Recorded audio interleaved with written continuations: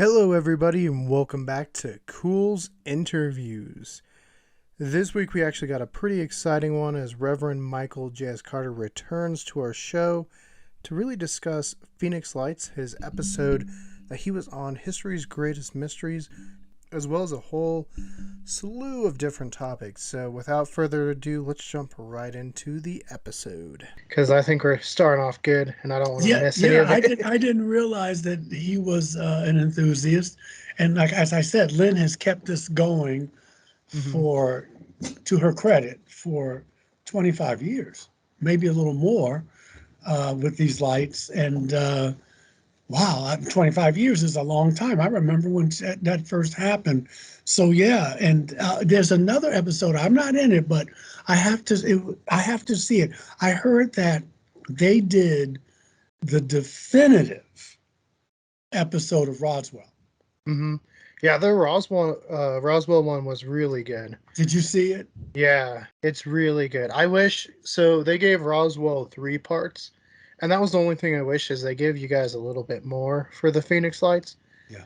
just because there's so much information to go over. It was a lot of information, and you know what? It wasn't a difficult shoot. It was just we couldn't, with flights and stuff. It was such a hassle and trying to get stuff done, and then we had to they were kind of rewriting stuff right there at the shoot. So it was a little stressful, but it came out really good. So good stuff. Yeah, no, I thought it was really, really entertaining, and I always like with that show how they break it down with kind of telling you, I guess, the accepted story. Hmm. And then, well, here's another theory. This is why we think this works. Oh, but let's dig a little bit deeper. And so, with yours and the Phoenix Lights, like, how did you get invited into that? Like, did they reach out to you one day, or? Yes, they reached out to me. I got a call because I never even heard of the show. Vegan, I never heard of it. I didn't even know it was on. And I don't know how they got it. A friend of mine said that actually they had tried to get a couple people, but they didn't work out. So they called me. Um, and it's worked with the History Channel, so they probably have ways of finding people because Ancient Aliens is on History Channel. But yeah, they had just called me, and it was just hard getting flights, and it was a difficult shoot in that way. Just coordination. It wasn't because it was wrong. It was just, well, this flight doesn't leave from there, and then how can we get? And then when we got there, they were still trying to write some things. So there were things that they were writing while I'm sitting there, and we're trying to come up with stuff together, but I had to memorize it right there. It was like, okay, this is what we want. This is where we're going with this. Does this make sense to you? Yeah. Okay, now we're going to shoot it. And I'm like, I just felt insecure on that set, but I couldn't believe how well it was done. Like I said, I almost didn't. Well, I didn't watch it until someone told me it was on, and I mentioned it to my wife, who's kind of new to this whole thing, the genre, and experiencers and that kind of thing. And she said, "Well, I want you to," because she'll watch Ancient Aliens, and I'll be in the other room. But she said, "Why? Will you just sit down with me?" And I said, "Yeah." And I was like, oh my goodness, this really turned out well. Because I didn't know who the other people were. I know Alejandro Rojas because he used to do the thing in Phoenix, the conference, the big UFO conference. We had worked together before. And I know Lynn, but I didn't know, because they weren't on the set when I shot. We shot at different times. Okay. Yeah, we Yeah, shot no, at I, different times. I remember that because we were on a show, some of our group members, Hmm. um, and they ended up not using everyone's story, which kind of confused me. But yeah, they brought us in different rooms and how to film separately, and then Yeah, kind of stitched it together. yeah. It's like guerrilla filmmaking, and I don't mean that in a bad way. It's just that because they got to crank out these episodes. hmm You know what I mean? And sometimes as I know sometimes with Ancient Aliens, because I'm there 3-4 hours, sometimes more, and they're shooting various episodes. But by the time they edit it and cut it and splice it, I may be on for 30 seconds. But you're shooting more than one episode, and it's quick, quick, quick. So I have a lot of respect for the way they have to do that. It's like when I was doing soap operas. You shoot a show, and then you get the script for tomorrow's show before you've even finished this show, and then you got to have those lines memorized for tomorrow. Right. And even though we didn't have to memorize lines, we just had to memorize, we had to be familiar with the story. We had to be familiar with that story. Yeah, and before we kind of dig more into the Phoenix Light story, how did it compare filming that episode versus when you'd go film Ancient Aliens? Like you just said, it was a little bit longer of a shoot, but is it kind of the Yeah, similar setup? yeah, it was similar. I mean, but they give you leeway. They'll say, we think you have expertise in this topic. And they will say, if you're uncomfortable with the questions or you really don't know, then just say so and we'll give it to somebody else than you do. And of course, the human ego doesn't want to do that because you want to go, yeah, I want to do a good job. And so that was similar. But you research it. They say this is where we're going, this is the topic, and they'll give you some clues, or you can look here, and then it's on you. And they give you the questions. And so you just have to you have to be a quick study, and you have to be well. But they don't tell you what to say on Phoenix Lights.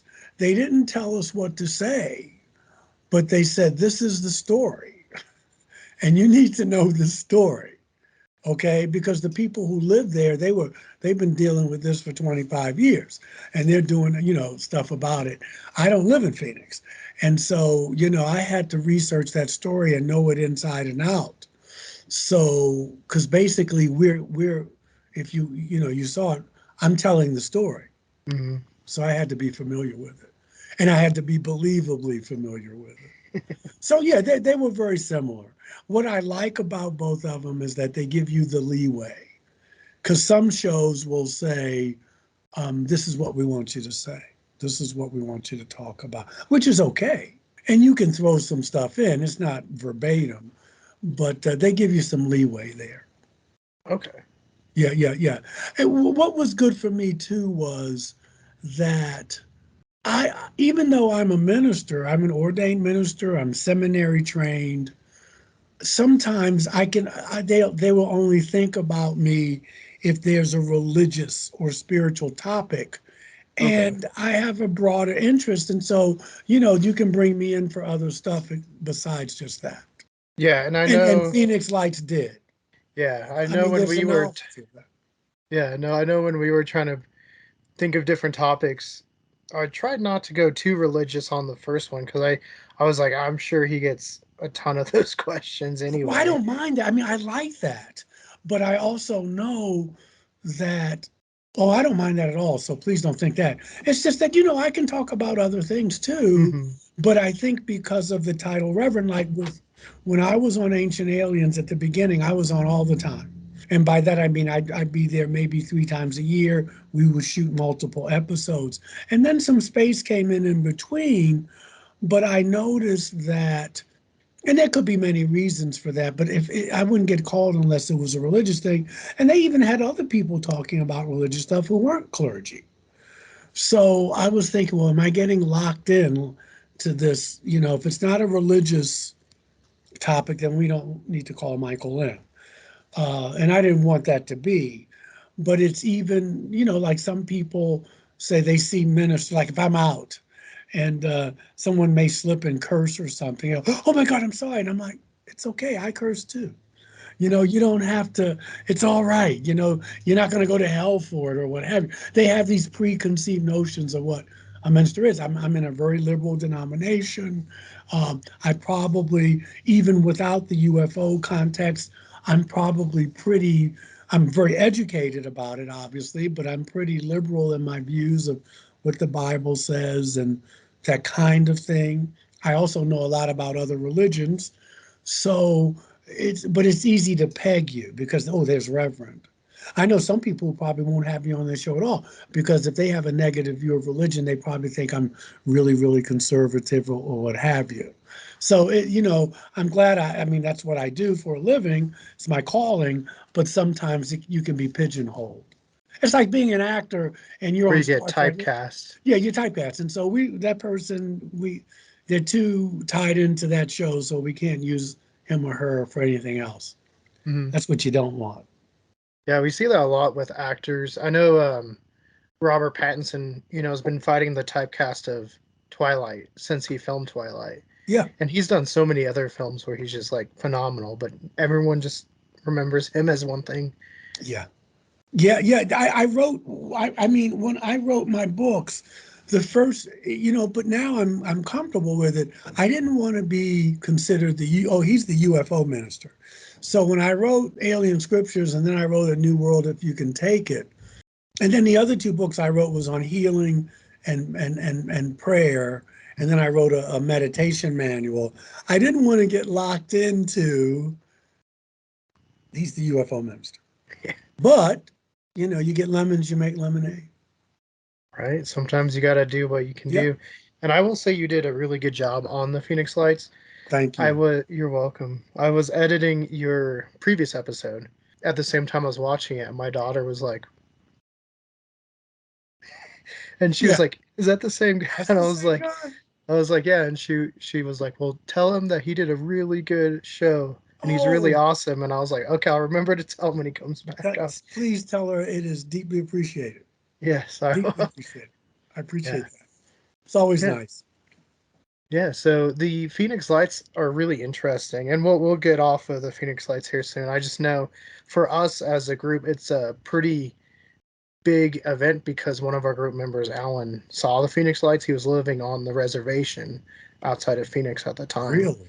hmm Yeah, and he remembers Now, just a where are you really. located? Where are you located? I didn't mean to interrupt you. I'm sorry. Oh no, you're fine. Now, I mean, we're all in Castle Rock, Colorado now.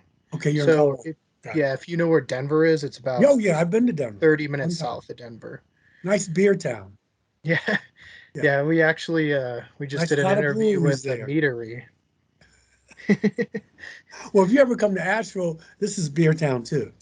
Okay. This is a beer town. Yeah, yeah. Some people say, well, like we're the Sedona of the East Coast. I don't know if that's true, but this is a beer town, and I try not to drink a lot of beer because it puts a little weight on. But nothing like a good beer, man. And when I was in Denver, I was there for like 2 days. I did something with George Noory and Gaia Television, and I walked. I forgot where I was staying. Lovely hotel, but I just kind of made my way around to some of the breweries. Yeah, and it's probably grown quite a bit depending on when you Oh, were it here. was years. It was like early '90s. Okay, yeah, so it's Oh, no, Denver is no, like no, not early crazy. 90s. I'm sorry, like 2015, Okay. 2014, 2015. Yeah. Yeah, even because I was actually just talking to my buddy. He used to live next to me, but he moved to Florida, and then now he's in West Virginia for the Coast Guard. Oh, so Um, he's on the East Coast now. yeah, we do our sports chat, so we were talking about that, and he's like, "How much has it changed?" And I sent him a picture of Denver, and he's like, "Whoa," because the skyline's just like booming. Yeah, It's crazy. yeah, yeah, and probably much more crowded and all of that. Oh yeah, I try not to go to Denver. If we go to a big city, it's probably the Springs. It's a lot quieter. Yeah, yeah, yeah. It's the overpopulation. hmm The Phoenix Lights, the episode, talks about the flares. And I know one of your big things, even with the military, your talking points in the episode was, well, it's too big. Yeah, yeah, yeah. I mean, the thing that got me with the Phoenix Light story was with the flares, yes, but it's a microcosm of what we're being told. hmm Because first we were told they didn't. It's almost, even with these balloons that we had recently, it's almost like Roswell all over again. It's almost like history repeating itself. And people forget that about the Foo Fighters in World War II. So now, a generation later, we have our F-16s or F-17s, and they have this tic-tac footage and whatever. But we saw them when we were bombing Germany. We saw, and it's interesting, but we have historical amnesia about a lot of things in our culture. And so, it's like, oh, this is all new. This is not new. And the government lying about it is not new. Um, and in the Phoenix Light story, right? Remember, at first they denied it. Then they came back and said, well, they even lied to the politician there, the governor there, Hmm. Smithington, and then they come back years later and they say, it's almost like you're on a yo-yo. Um, and so here we are, in the 21st century, and the same things are going on. The subterfuge, this maybe it is, maybe it isn't. Yes, it is. No, it isn't. We don't know what it is, and that gets old after a while. And I think that people, I think our institutions lose credibility. Yeah, no, I mean, I remember thinking back when it was 2020, and it was just like so many years combined from like 100 years ago. We were just reliving so many different things. So you're right, like there's so much amnesia and just like, and I don't know if time just is always circular, like it always is going to repeat at some point. But man, we've recently just lived through a huge wave of just like, I don't know what's going on anymore. Yeah, yeah, yeah. Well, we've been taught that time and life is linear, but it's secular. You can, um, uh, what's the old saying that by T.S. Eliot? We will come. We shall never cease exploring. But when we do come to the time of the ending of our explanation, which is contradictory, we will arrive at the place we started, but we'll know it for the very first time. So that means, it's a cycle because we're different as well. When life is circular, and so you come back to the same lessons, but if you learn from them, you're a different person. And so, but we've been taught that everything is linear. Hmm. There's A, B, C, D, but it's not always like that as far as time and history. And here we are, the same lies, weather balloons going up. And I always thought that was the recent sightings of these balloons. I always thought that again was like trial balloons to see how they're going to react now. Let's see how they're going to react. And you had people who were cheering, yeah, yeah, yeah, yeah. And there were people who were like, and some people who have been around were like, oh, I'm not kind of buying what they're saying. But if you don't learn from it, it keeps coming around until you do. Life Yeah, situations is what I'm getting yeah, at. Not just UAPs, but life, period. life in general. Yeah. Yeah, yeah, yeah. The lesson comes around until you get it. And Hmm. then you go to a different set of lessons. But yeah. Yeah, and I thought I saw something either today or yesterday where there was another balloon over Hawaii, but it wasn't like they said it wasn't China. So I thought that was interesting. And do you think perhaps it was like, because you kind of brought up the idea, maybe could it be a trial run for a fake UFO invasion type of thing? That's a great question. I will tell you this, brother.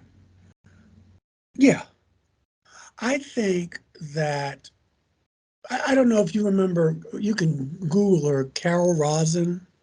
She worked with um, Werner von Braun, who came over here after Operation Paperclip, and he had come out and said about the V2 rockets and all that during World War II that they got help from people from other planets. He said this. I'm surprised that's not quoted more. But she was saying that he told her back in the 70s, and I may have the enemies wrong, but it was the Russians, then it was going to be the Middle East, and then it was going to be terrorists, and then it was going to be Like China. third But world countries, yeah. yeah, yeah, yeah, yeah. And she said the final card would be the extraterrestrial card. And I think that's what we're going, when these people, I don't believe that you retire. I'm not going to mention anybody's name, but I don't believe that you retire from intelligence. And so you have individuals now who would, well, I used to work with intelligence and I'm trying to get to be them to be more truthful. But okay, but when you start talking about national security and threats, you still work for the government and you're still putting out disinformation and you're peddling in fear. And so these individuals, again, I'm not mentioning anybody by name, but there's more than one of them. But and what is it, $24 billion we're spending on defense, some ungodly amount of money. You got to have an enemy. And I think because of this, uh, the narrative is, at first we don't know anything about this. Now, little bit of transparency, not a lot, but one day someone's going to take a picture with one of these, and you're going to see somebody get out of one of these craft, or you're going to see somebody go into one of these craft, and you're not going to be able to explain it away. So now, how do I counter that? I get ahead of the narrative. And so now all of a sudden, well, yeah, they're UAPs and we don't know this, but we speculate that, but they know. They've known for over 70 years. And I think that Carol Rosin was correct. I think that Werner von Braun was telling the truth. Yes, he had a Nazi past. Not going to deny that. He can't deny that. However, it's a dirty business.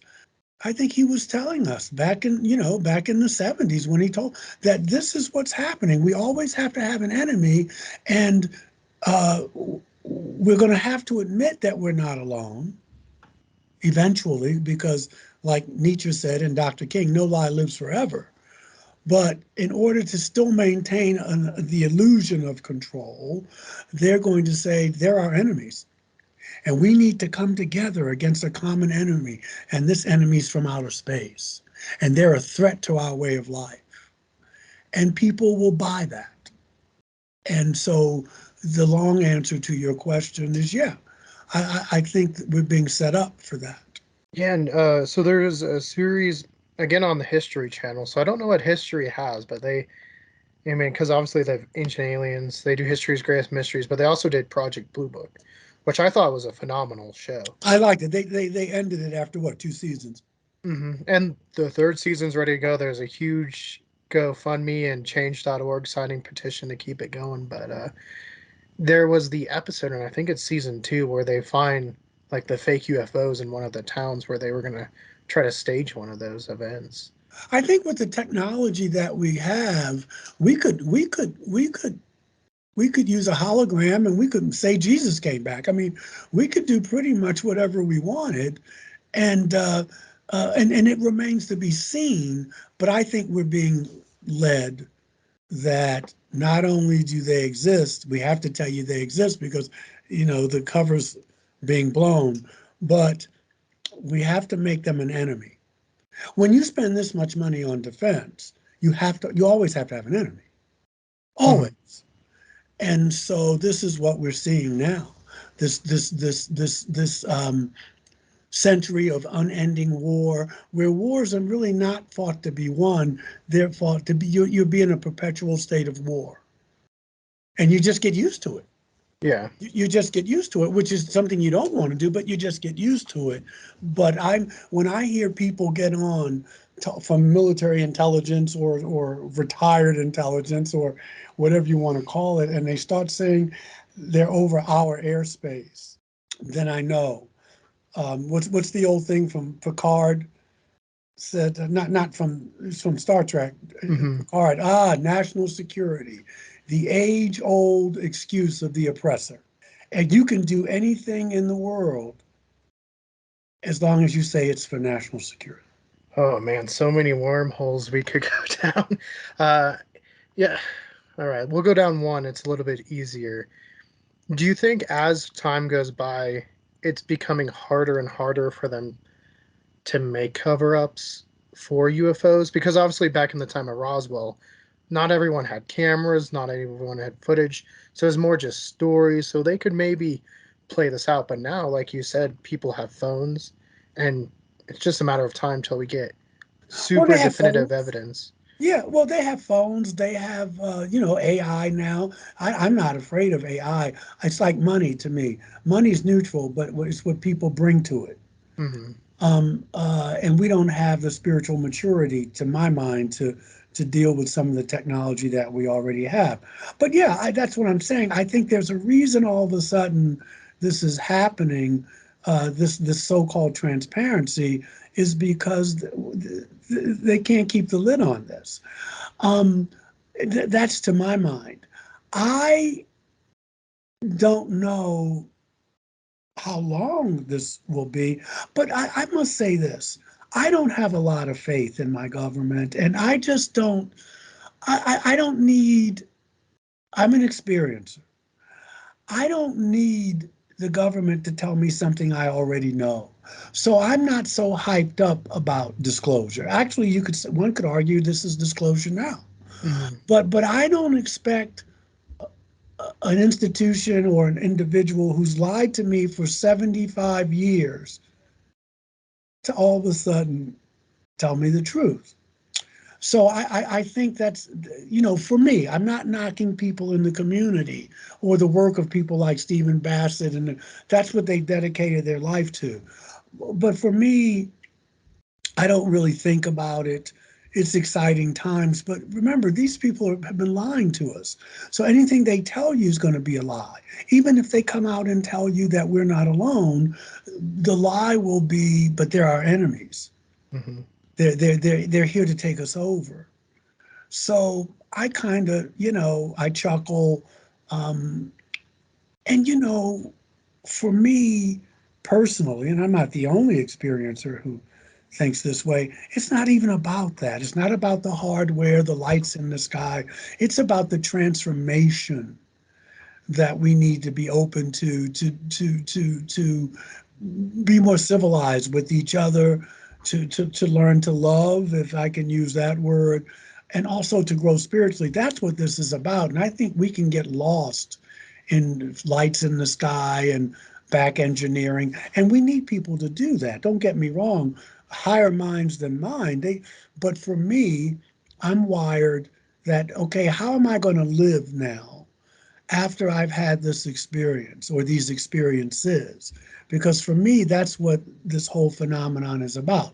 Now, yes, there's some people who've met uh, not so nice beings, and that's true, and I would never even imply that it's not. But the beings that I have met have accelerated my spiritual growth. And when I look through history and people who may have had contact with them, I'm talking about biblically, I'm talking about in the Dhammapada, in the Upanishads, in the Quran, this was about spiritual growth. And that's what I'm about. You know, how do you got to live? You've got to live. You've got to coexist, not only with other beings, but and other life forms. But the earth itself is a life form. So that's what really gets me going. I don't mind talking about conspiracies, but I don't focus on that. Um, it's maybe what I'm saying is not as sexy, but you can get weighted down with that, and that energy can bring you down. Well, we're being lied to. What's the use? They're always lying, and they're doing this and they're doing that, and da da da da da, and that feels heavy to me. It's like, what are you going to do now? Yes, they've lied. They've lied about so many things that have nothing to do with extraterrestrials. But what are you going to do? Well, how are you going to raise your kids? What are you going to do? So that's where I'm coming from. Right. And even trying to get to the truth on, I mean, there's a lot of conspiracies that are kind of just silly to me. But then there's the truth ones. But how are you even going to find the truth? Because a lot of times it's, redacted. And at that point, it's kind Yeah, of lost to yeah. history. I mean, it's like it's nice to talk about. You want to be well informed, but you can get stuck there. But you can also people make money off of that. I know podcasts that they make money off of conspiracy, and I don't begrudge them that. I just know that's a heavy energy Hmm. to do day in and day out about how, because it's coming from a negative place, lies. Yeah. And you can just get caught up in that, and you can forget that life is beautiful, that people, no matter how screwed up we may think the country is, and rightfully so, there are people who still come here because it's still better than the countries they live in. Um, you can forget that you have people who love you, that care about you. You can forget that people are doing good things in the world. You can forget all of that. Yeah, I just try to keep it on a higher vibration. I don't put my head in the sand, not at all. But it depends on what you want to focus on. Quantum theory, right? What you focus on, you create. And so if you want to keep focusing on the negative and what this, that, and the other, that's fine. But it's hard to sustain that, I think. Yeah. Yeah, no, and I always heard the universe is going to give you back what you give it. So if That's you right. stay positive, hopefully you get Yeah, that yeah, good you can. vibrations back. Yeah, yeah, and you can do that without putting your head in the sand. Hmm. And then you were talking about your experiences, and I know we kind of briefly touched upon them. More Sam was talking about the energy and what you felt, but do you want to describe more of the beings? Because I know when we got off the phone or last conversation with you, me and him were talking, and he wanted to know a little bit more about like the reptilian and the insects and the Nordic like being and just Yeah, more about your experiences because those are really fascinating because you do have a pretty positive experience with these beings. I did. I thought it was, and it doesn't mean I don't get scared. I mean, 25 years later, it's still hard for me. It's difficult for me to turn the lights out at night when I'm home by myself. Um, not so much because they hurt me, even though one time they did, but when I asked them not to, they stopped. Because of the suddenness of which they can appear, and also, some of them look very bizarre. I will give you a trajectory.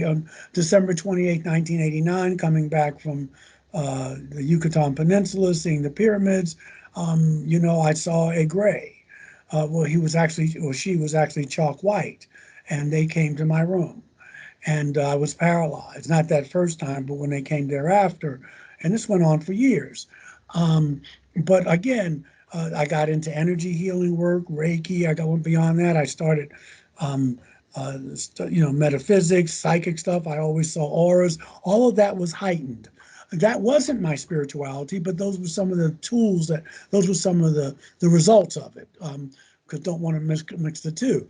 During that time when I was getting visited on two occasions, one in real time, a reptilian walked through my wall, uh, frightening beyond measure, as with them.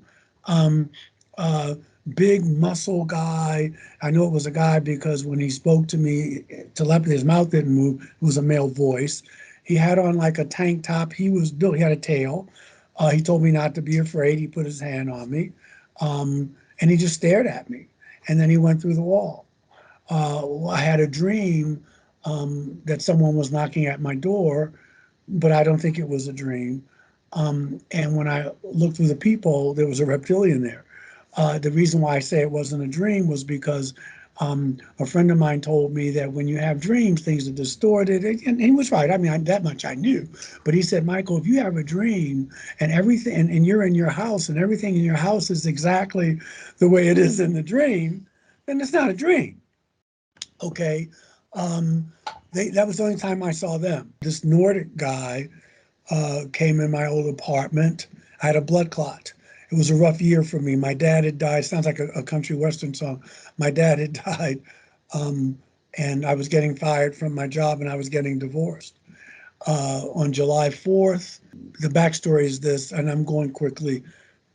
Fireworks.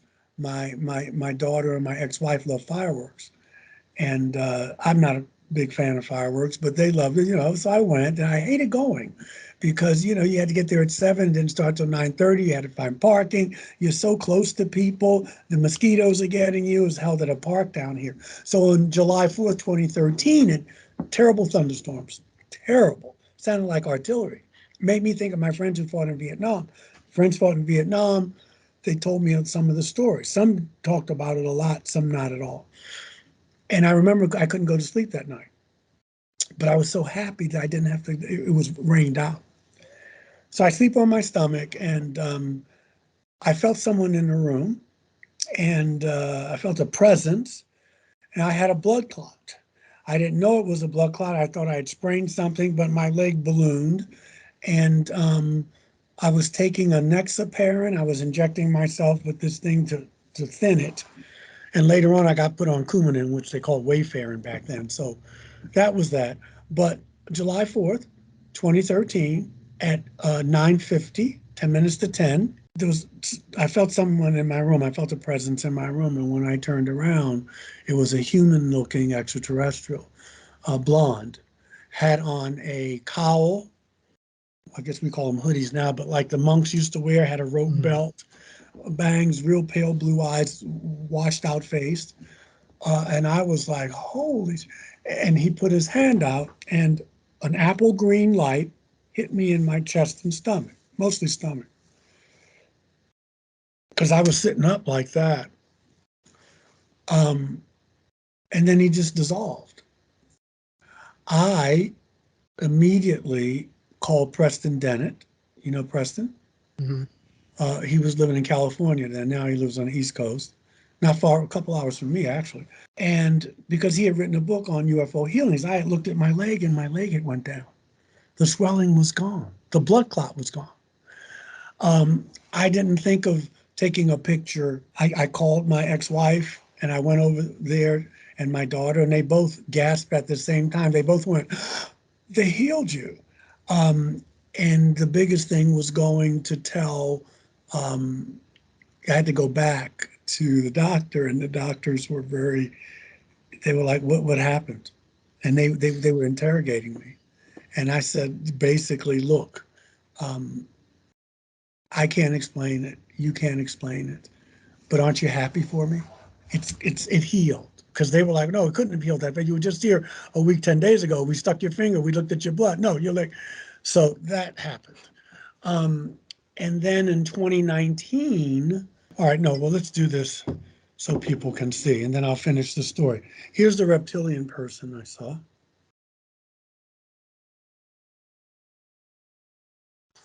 Very cool.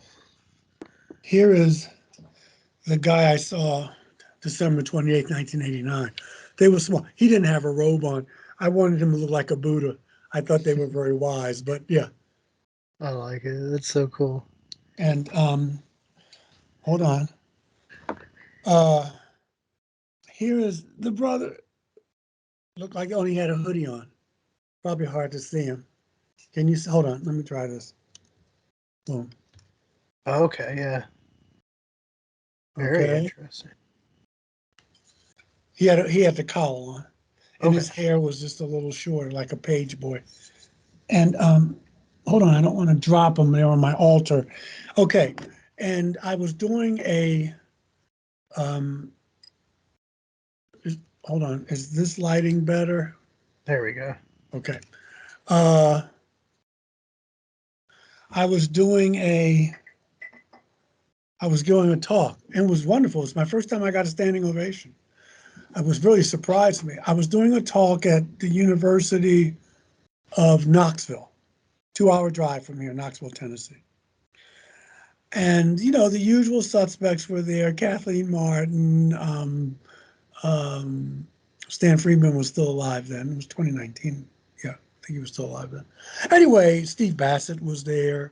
That's when I met a CIA person there, which was interesting. This woman who I met some friends there, and I met this lady.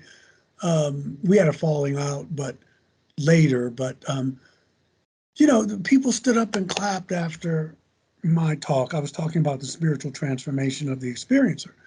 And so, we all went. I drove back here. Everybody went back to wherever they were from. A couple of people I stayed in touch with. So to make a long story short, this woman said to me, she said, I told a friend of mine about your talk, how wonderful it was. And she wants to talk to you. Can I give her your phone number? And I said, really? I said, well, I don't know if I want to give out my phone number. So she said, well, I tell you what, next time I'm with her, I'm going to call you. I said, fine. And she said, she's a lawyer, but she's also a psychic. And she said she has something very important to tell you. So I said, yeah, okay. So they did call. And I thought that was a weird weird, it was interesting, not weird combination. You talk about right and left brain, the lawyer, which is left brain, all the jurisprudence and laws and details. And then the creative side of being a psychic. So she said, I see a reptilian being around you, and I just had to tell you that. And I said, okay, what am I supposed to do with that? And she said, I don't know, but I'm just telling you. And she said, I believe they're going to make themselves known to you in about 3 days. I said, okay. And we talked, and she bought some books she told me, and that was it. So the first night, I was walking around my apartment. I can't explain it. I just know that I was walking around and the hair stood up on my arms. But then again, my brother was murdered back in 1995, and he used to show up. And the only reason I knew it was him was because he was a smoker. And my apartment would smell like cigarettes. Okay. So I would be like, okay, Kevin, I got it. You're around, and I'm going to sleep. The second night, I was getting a little weirded out. I said, oh, come on, this is auto-suggestion. What? Come on. But every room I went in, I felt chills, like there was a presence in my apartment. The third night, I was lying on my back. I was trying to meditate, and I was closing my eyes, and I was starting to drift off. I was in a deep meditation, and I felt like someone got on my bed. And when I opened my eyes, this face was there. Okay, I was not asleep. And I thought I was going to, what, on myself, and looked at me like right in my face, and then just dissolved. And I remember because I told the young lady, I said, tell your friend that she was very accurate. Just tell her that. And I thank her. And that was it. So those were the beings I've seen. I had a dream once when I saw an Arcturian who was blue. Someone made this. The only thing here, I saw the head. See the head there? That's the kind of head they had. Oh, okay. Blue. Yeah. Um, but like I said, it was a dream. It was a dream in my bedroom that this being had walked in my bedroom. So anyway, I've had a varied kind of some contact experiences, and they all changed me, I think, for the better. Some of them scared me for all the obvious reasons, and but that's how I started looking at religion, and especially the Bible and stuff, in a different light. And also reading other people's work. I mean, Dr. Barry Downing, retired Presbyterian minister, good friend of mine. Uh, he was not, he's not an experiencer, but he was writing about this in 68, a book of Bible and Flying Saucers.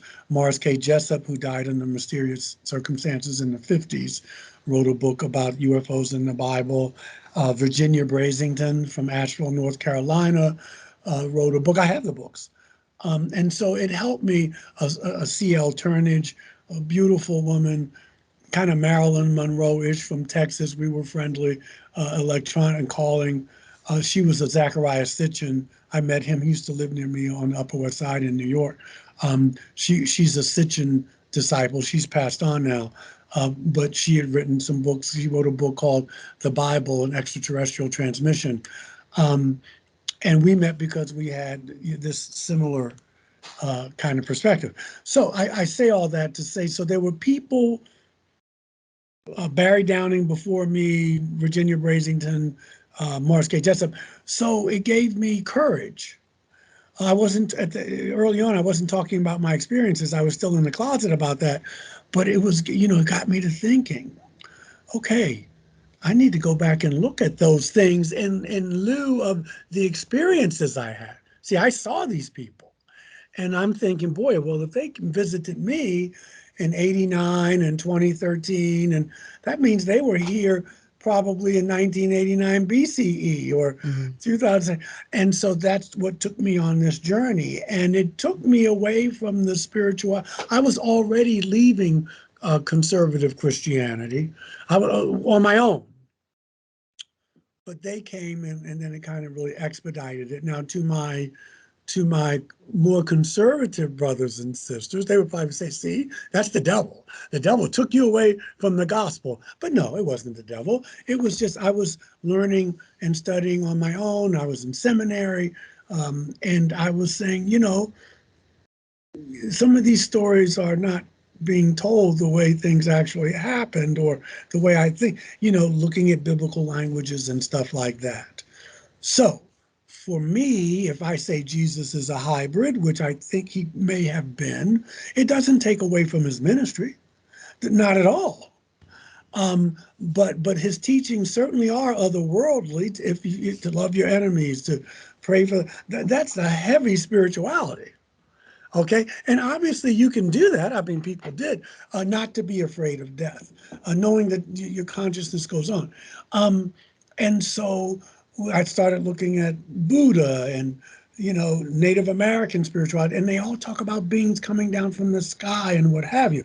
I have what's upstairs. I have a nice statue of Jesus meditating. I still I don't worship him, but those teachings mean a lot to me. I was born in the West. If I was born in the East, it'd be Muhammad or Lao Tzu or whatever. Um, but any God that's in Jesus is the same God that's in me, if you want to use that word. So I don't worship him. I would try to follow those teachings, whether it's Buddha's teachings or Jesus's, or because they're all trying to say the same thing just in their way to me. So that's how I look at it. I think that Jesus was an astronaut. I take him at his word when he says, "My kingdom is not of this world." His father, his earthly father, is Joseph, but his real father is not human, probably. But if you're not human, if your mother's human, if one of your parents is human and one of them isn't, what is that? That's a hybrid. That means you're not fully human.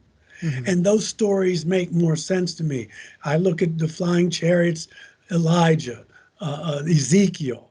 I look at the pillar of fire by day, pillar of fire by night in the Old Testament. Those are unidentified flying objects. They're in the sky and they're moving intelligently. So I think that these extraterrestrials had a lot to do with religion.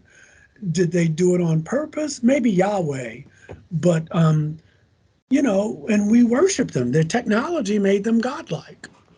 So that's more than what you asked for, but at least you know where I'm coming from. No, I mean that was fascinating. And your one story with the clot being healed, like how else can you explain it? Like the clots aren't just gonna go away. Like I don't know how people discredit that or argue that. Like that is one of It the most scared me. accept. Yeah, Yeah, yeah. No, no, it went away. It went away. yeah, and It that's the. went away. And I wasn't going to tell them what happened, Mhm. but they were, these are people of science, and science can be dogmatic. But they were like, "How you were just here 10 days ago? Your leg was as big as LeBron James." That I'm saying that. Um, how did that go so quickly? But it did. Mhm. And I don't know why. I don't think I'm special. Some people say, well, I think I'm still here for a reason. But, Preston's written 2 books on UFO healings. Doesn't mean we're special. They come, I don't know why, but they did it. But I do know that I don't feel like I owe them something, but I feel like I need to be the best person I can be. Mhm. And as humanly possible, and I have problems. I'm not always at my best. I'm a human being, but I get up and dust myself off, and I do it again. I try to love my neighbor, whatever that means to me, and I think that that's very powerful. I think love scares people. I don't mean love like, oh, I just love you. I mean the kind of love like M. Scott Peck in The Road Less Traveled. Many definitions of love. Paul talks about love in Corinthians, but I like M. Scott Peck. He says, when I extend myself for the growth of another being, that's what I call love. Now, it's not the only definition, but when I give of myself to help another person grow and myself, to me, that's love. The Buddhists, they use the word compassion. Maybe that's a better word. But that's what I try to do with my life, with my healing, with my hands, with my teachings on Sunday when I'm speaking. And to me, the rest is commentary. You wondered because, as humans, when we go to different places, we try to help. If you're a good person, I should say. But there was a story of, and I don't know, do you know who Forrest Galante is? He's a wildlife. Um, but Nothing. he has some cool shows. Like he goes looks for like extinct animals, and usually he has a pretty good turnout on finding them. But he had a story where he was somewhere in Africa and there was a croc attack and had bit the kid's arm off. And the whole village, his mom, were already mourning him like he was going to die. But because they had the medicine and stuff like that, they helped him and he actually ended up leaving. So maybe it's like that. These beings have better technology. They Yeah, can go between wavelengths, vibrate, yeah, differently. And yeah. they're just trying to help out. So I think some of them are. The ones I met have, and maybe neutral at best. I saw this reptilian brother. I haven't seen him since, but he didn't hurt me. But he let me know he was there. The praying mantis person. I haven't seen him since. The people I had seen regularly at the very beginning were the Greys, and like I said, blue-eyed folks. They fixed my leg, and the next day I meditated. I was thanking them, and I remember I was on my sofa and I had my eyes closed. I was sitting in a half lotus, and they appeared. They appeared uh, in my mind's eye, and it shocked me because I was like, and I closed my eyes, and they were still there, and then they went away. And to me, that was their way of saying, "We heard you." Yeah, no, that's Haven't man. seen haven't seen him since. Yeah, no, that's so fascinating. I'm so glad you were able to share that with us because I've heard them. Obviously, I've read your stuff, so I'm glad the audience could hear more in And I depth could on show. this. I should. I didn't mean it. It was unprofessional for me to get up, but I I, Hey, I hey, should have just that's had him here. But so kind of going into another phase because you talked about like what happens to the energy of the conscious. The, and I couldn't remember if I told you this story or maybe it was Wally when we were talking with him. But my when my dad was 9, his papu. So we're Greek, so papu means grandfather. But he died unexpectedly. I think it was like midnight, 1 a.m., something like that. And so my yaya found out, my dad's mom. So she sat up all night trying to figure out how she's going to tell my dad because they were so very, very close. And in the morning, she saw like my dad come out his door and he was like talking up at nothing. And then they went into my uncle's room, who was just a baby at the time. She's like, "Oh, I hope he doesn't wake up the baby." And he comes back out and he's talking up again, and then he looks down at like how the old houses had those air vents, the big air vents, and then he like turns around and looks at her, and he's like, "Mom, did you see Papu?" And she was like pretending like she just woke up, and she's like, "No, what do you mean?" Trying to figure out. And he said that he had woke up because he heard like a loud whirling noise, and then Papu was there, but he wasn't old, and he wasn't like super old. I mean, my dad's yaya lived to meet me, so it's not like super old. But his skin wasn't wrinkly anymore. His clothes shine like diamonds, and he wanted to come say goodbye and say goodbye to Mark. mm, And at that time, at one point, he had lived downstairs. You know how like old family traditions were, mhm. and so he just kind of evaporated into like a cloud and went through the thing, and just like kind of like your story with the being healing you. It's like one of those stories. It's like I don't know how else you explain it besides like It's yeah. this It's like this a it's like happened. a Bible story. Mm-hmm. What I've done is, and I've been doing this for years. I don't even, I just put it out there, and I don't try to prove it. I know what happened. And those who can hear will hear, and those who can't, it just wasn't meant for them. Doesn't make them bad people, but it just, we're just on a different wavelength when it comes to that. It's okay. It's okay. Right. Well, especially in today's day and age, it's very easy to get distracted by just the daily grind and everything going on. Kind of switching gears, you were on Ancient Aliens. You've been on quite a few episodes, but one you were talking about the Ark of the Covenant. Mm-hmm. Do you want to go in a little bit more depth about the Ark of the Covenant and maybe what it could be? Well, the Ark of the Covenant, Yahweh was using that as a way to communicate with the Israelites.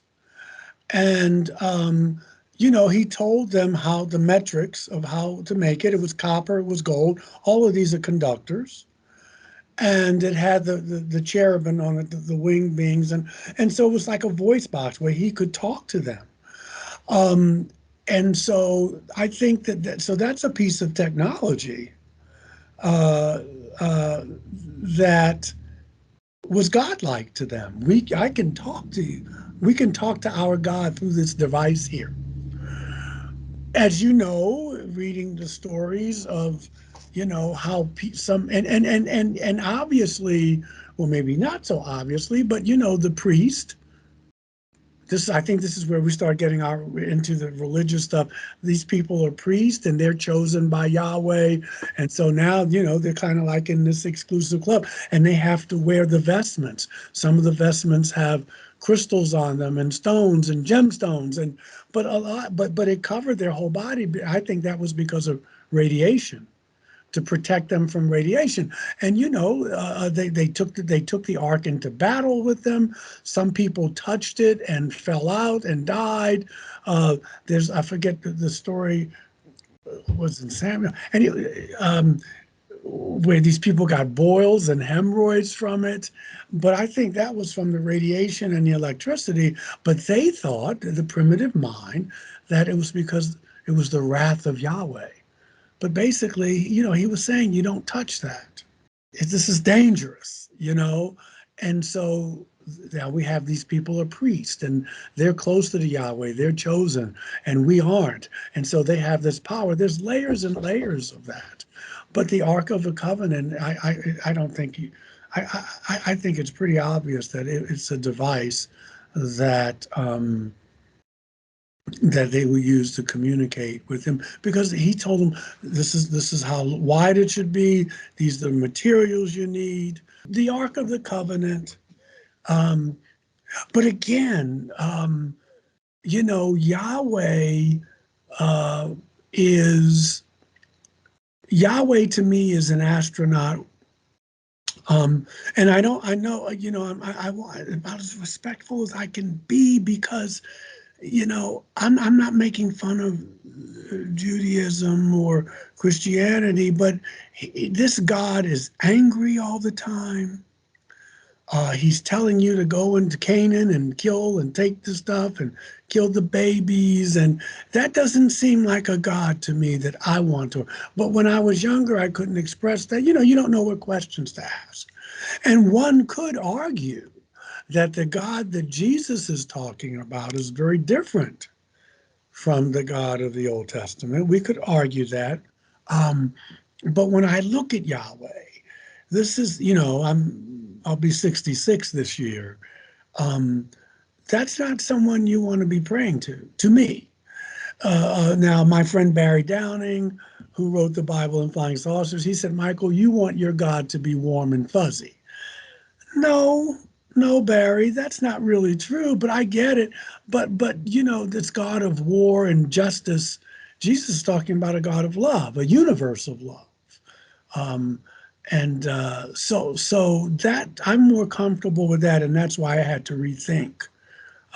But the teachings of Jesus, just like the teachings of Buddha 500 years before him, and you can go to the Hindus 5,000 years before that, some of those truths will be true now and they'll be true 5,000 years from now.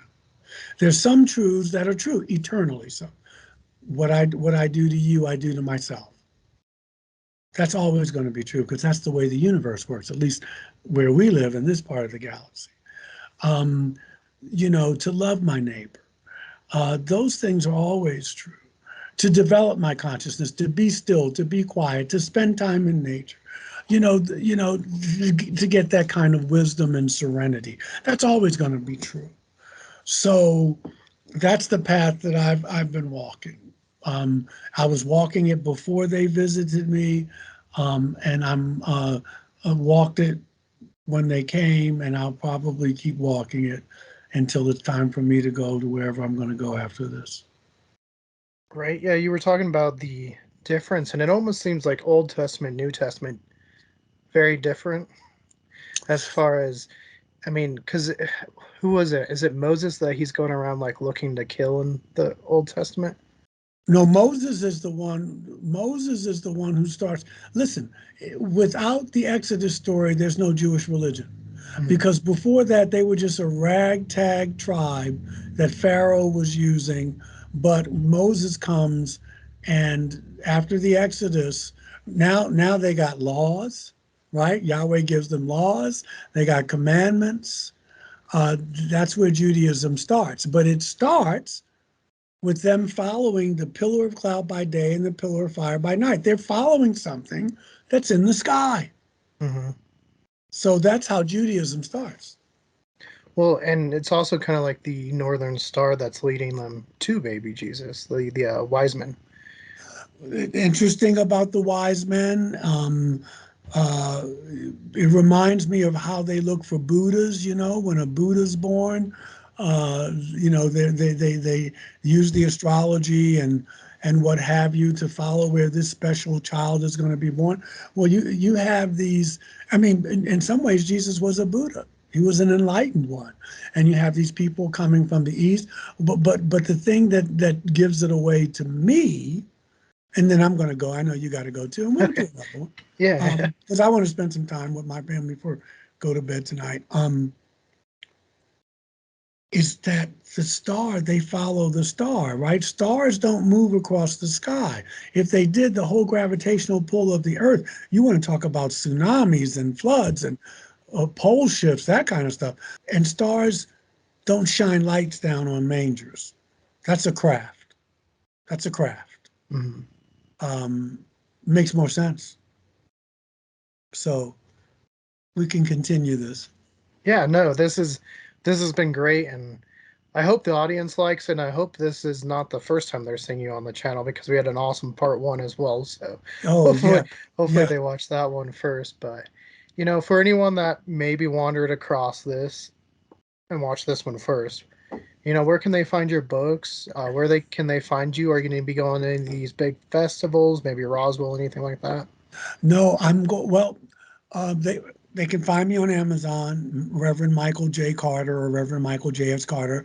My website is reverendmichaeljscarter.com.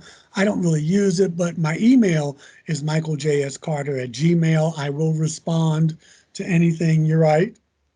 Uh, you can go to Amazon or Barnes and Nobles to see my books. I am going to The only thing I have planned as far as UFO related for now is in September, I'm going back to Lake Houghton, Michigan for their UFO con. That's the third week in September, that weekend there. Okay. I don't know any TV shows or anything coming up, but they can continue to see me on Ancient Aliens. And of course, I think Phoenix Lights is still streaming. Yeah, History's Greatest Mysteries is still out there, and our group did a review on it. We highly recommend it. So make sure you go help support. Michael is just such a great guest, and we highly Thank you, brother. appreciate you joining us again. Oh, yeah, yeah. And send me a link because I can send it out to my friends, put it on Facebook and everything.